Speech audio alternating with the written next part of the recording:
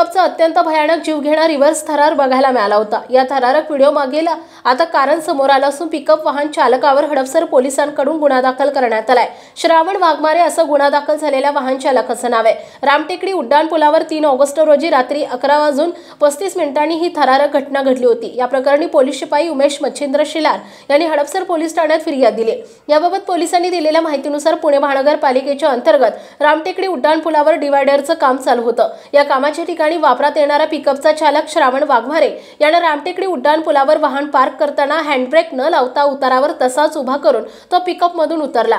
त्यामुळे pickup van उतारावर वेगानं रिव्हर्स जाऊ लागली। रात्रीची वेळ असल्यामुळे पुलावर वाहतूक नसल्यानं रोडवर सुदैवानं वाहनांची गर्दी नव्हती। पिकअप तब्बल 500 मीटर उलट्या दिशेनं गेल्यानंतर तो डिवायडरला धडकून थांबल्यानं पुढील अनर्थ टळला।